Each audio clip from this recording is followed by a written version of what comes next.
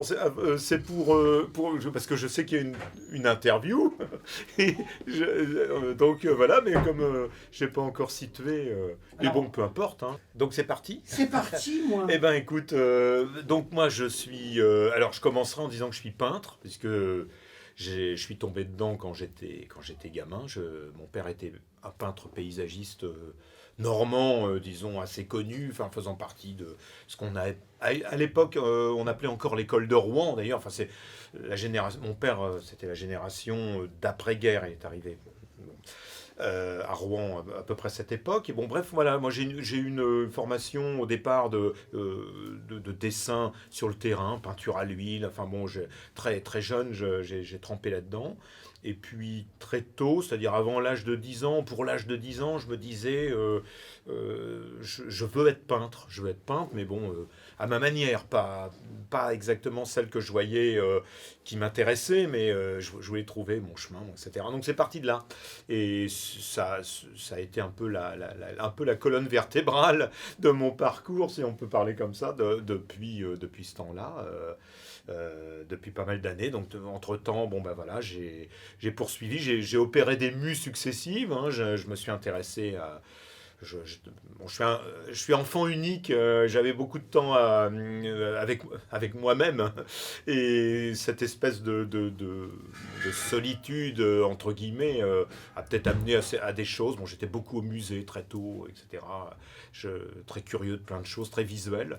Et donc j'ai développé petit à petit un travail à la fois graphique et plastique qui n'a cessé de se transformer, etc.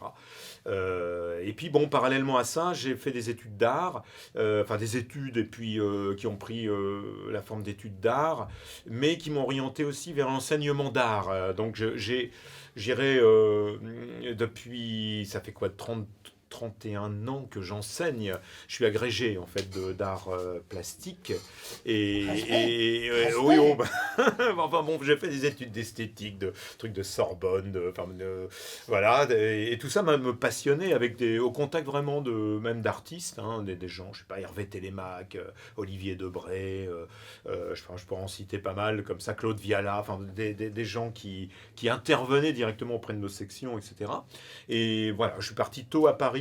J'ai eu la chance de pouvoir faire donc ces études à la fois d'art et de bon. J'ai donc enseigné, mais toujours avec euh, plus de temps encore dans mon atelier, un temps groupé sur Paris avec des étudiants, des étudiants très, très stimulants. Donc voilà, donc j'ai enseigné, mais j'ai beaucoup peint, beaucoup peint. Je sais pas, j'ai peut-être fait, je saurais pas dire 130, 150 expos personnels. J'ai eu la chance de pouvoir déployer un travail avec des galeries, c'est vrai, des galeries qui m'ont fait confiance, et des centres culturels, des musées, bon voilà. Et puis bon, c'est ajouté à ça un goût pour le voyage et pour les autres cultures, enfin pour l'ailleurs, pour ce qui est différent, enfin pour ce qui ne me ressemblait pas.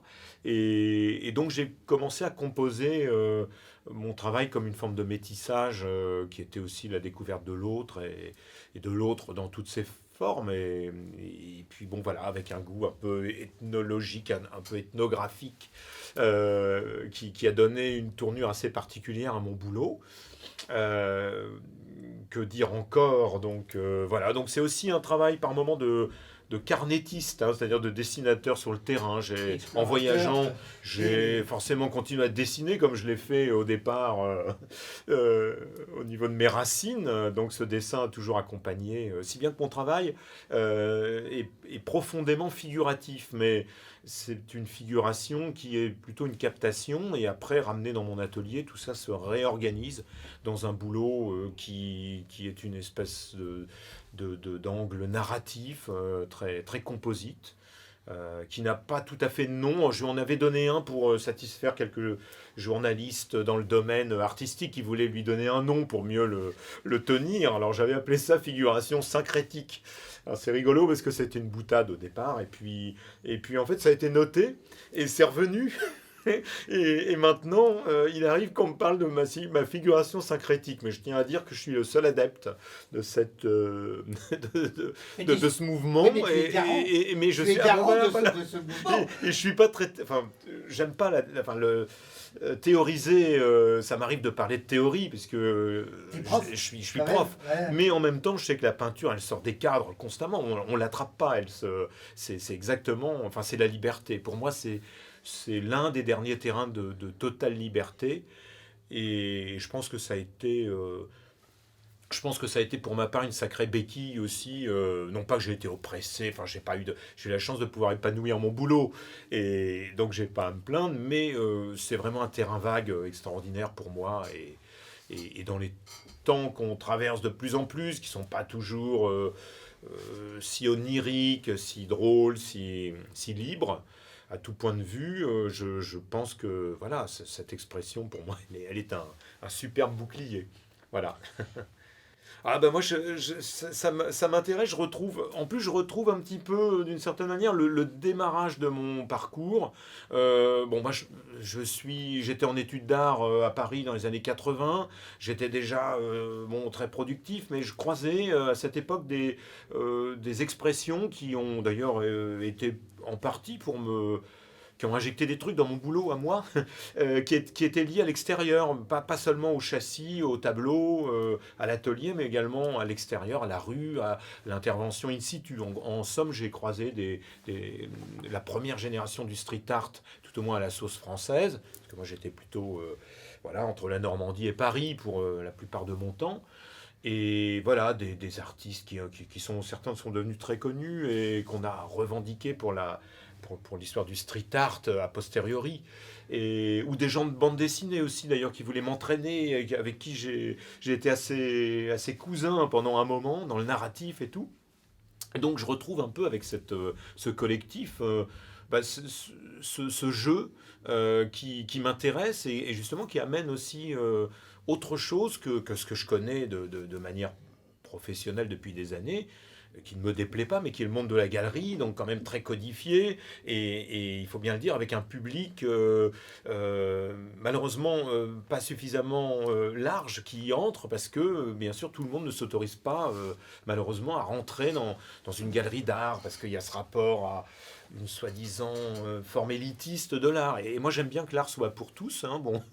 Même si aujourd'hui, il faut bien sûr. dans ton parcours, c'est tout à fait agrégé d'art, culture. Ah bah oui. Et donc, Oui, le principe de la galerie, du musée, du machin, tu l'as rentré mais dans tes codes. c'est également rentré dans les codes, hein, et effectivement, je ne renie pas parce que c'est un outil, mais j'aime bien quand les occasions se présentent, fissurer un petit peu, ou tout au moins, c'est pas fissurer, mais ajouter des portes pour que l'art puisse sortir de ça et aller chercher autrement des gens. Bon, là, c'est le principe du pro. Bah, j'ai trouvé ça très sympa, très singulier, plutôt original. Bon, il n'y a pas encore beaucoup d'échos. Enfin, il existe très peu de projets du genre. On commence à en voir, mais c'est assez nouveau. Je trouve par ailleurs que le support Abribus Deco est quand même bon, une fenêtre sur la rue, sur l'extérieur, quoi, sur la ville, et toutes sortes de gens. Donc c'est super. J'ai l'occasion à chaque fois que j'ai eu une affiche dans un abribus de coach, je me suis intéressé à aller voir comment ça faisait, prendre des photos, parce que c'est toujours un petit événement sympa. Voilà, aller au-devant, quoi. Et donc là, en plus, ce travail était encore plus remarquable, parce que là, c'est pas une promotion d'expo, c'est pas une affiche, il n'y a pas la ligne de logo que souvent on doit mettre des sponsors en bas, ça devient vraiment l'image pour ce qu'elle est, c'est-à-dire vraiment une œuvre mise dans la rue pour les gens, voilà, offerte. Voilà, il n'y a rien à payer, il n'y a pas de droit d'entrée, l'œuvre ne s'achète pas, elle croise les gens, et puis si les gens veulent, ils rentrent, et puis voilà. C'est une proposition. Donc et en plus, ça combat un peu le fait d'être toujours sur de l'espace publicitaire à vendre, à louer, bon, voilà, d'un seul coup. Il y a un acte purement esthétique comme ça, et je trouve ça suffisamment rare pour être intéressant, disons. J'espère que ça va proliférer. D'ailleurs, je sais que ça existe déjà un petit peu quelques coins, mais pas beaucoup. Donc superbe idée, puis menée de main de maître de l'équipe d'organisation dont Emma est quand même un membre majeur. Donc non, super, super. Alors je suis descendu, je dis descendu parce que j'habite sur les hauteurs, donc c'est l'expression, voilà, de Mont-Saint-Aignan. J'ai pris mon vélo, non, j'étais pas souvent dans la région, malheureusement, mes allées et venues sur la région parisienne, mais bon, des coups de feu dans l'atelier ont fait que j'étais pas toujours dispo, mais j'ai pris mon vélo et j'ai eu l'occasion de faire quelques incursions et d'aller voir un peu les abribus, les autres, le mien, et d'essayer d'en voir plusieurs, et voilà. Et notamment, parfois je me suis aidé des photos que j'apercevais, je me disais, tiens, c'est dans tel coin, je vais aller voir, ça me fait gagner du temps, et non, c'était marrant. Et de voir à différents endroits se positionner, je dirais, la peinture, enfin, ça se met à dialoguer différemment. Alors, j'ai regardé les gens de loin, en faisant mes photos, je me faisais des petites séries, et j'ai regardé un peu comment les gens se plaçaient, même se campaient par rapport à l'image. Bon, peut-être plus dans l'optique de faire des photos un peu marrantes et de voir un peu comment la vie se mettait en scène autour de ça, quoi. Bon, j'ai pas eu le temps, j'avoue, d'entendre, j'aurais bien aimé entendre les retours. Bon, il aurait fallu plus de temps, ou prendre le bus dans Rouen. Je suis assez marcheur, alors bon. T'as pas besoin du bus. À Paris, quand tu as dit que tu allais être exposé dans les abribus, ils ont pris ça comment? Tes collègues. Alors, c'est-à-dire que par les réseaux sociaux où j'ai placé des images, ouais, j'ai eu des retours, et des retours d'assez loin. Alors, un exemple d'ailleurs, un critique d'art qui s'appelle Pierre Souchot, et qui publie sous le nom de Nicole Esterol. Nicole Esterol, joli jeu de mots, pseudonyme qui lui permet de dire ce qu'il pense sur l'art institutionnel contemporain, etc. Et il le dit avec beaucoup de talent, mais ça grince terriblement. Quand il le dit, il est très suivi sur les réseaux, il est suivi aussi à travers plusieurs journaux où il publie. Et quand il a vu ça, bon, visiblement, je crois sur mon mur, il a aperçu mon mur Facebook. Il m'a appelé. Ça fait des années que j'avais pas eu l'occasion de la voir de vive voix. Il m'a dit, mais c'est super, qui fait ça, mais moi je veux faire un truc. Et donc je sais que c'est pas le seul, mais il a fait un super papier. Il en a parlé et il n'arrête pas d'en parler parce qu'il est ravi il trouve ça génial. Donc voilà les retours, quoi. Je trouve que ça a accroché. Ça a beaucoup plu, beaucoup intéressé. C'est vrai que l'argument de la défiscalisation, après tout, c'est un très bon argument. C'est utilisé aussi pour le mécénat. Les entreprises peuvent aussi accéder à des œuvres d'art en galerie, et les galeries pensent souvent à le rappeler parce que les gens ne le savent pas assez.